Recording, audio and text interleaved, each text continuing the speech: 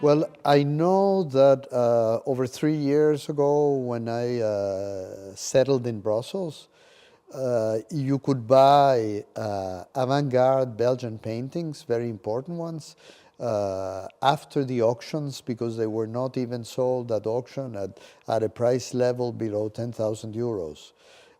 I know that today, after I became involved in that market, you cannot touch a painting like that for less than 150,000 euros. And that's just in a very short period of time. But this is not surprising because I have done the same kind of work of promoting a particular kind of art, a particular given period, a specific period, before. For example, the last period that I went through and for which I created a market, a strong market, was the second half of the 19th century in France. I began buying works, furniture, and objects by Édouard Lièvre, who for me was the greatest designer in France in the second half of the 19th century.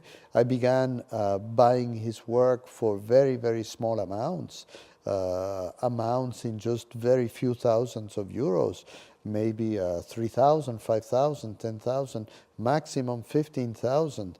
And today you cannot touch a work of art designed by Édouard Lièvre, even if it was executed after his death, even if it was executed in series, in an edition, for less than 2.5 million euros.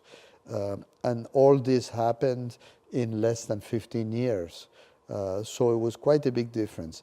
I did the same for the French 18th century in the 1980s and in the 1990s.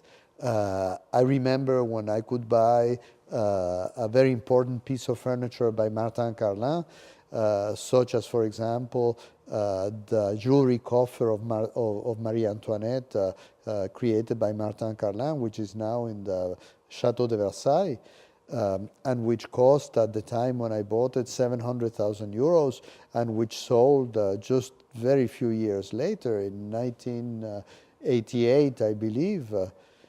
Maybe a little bit after in 89, but which sold for around the equivalent of $5 million. So the plus-value, the profit was enormous.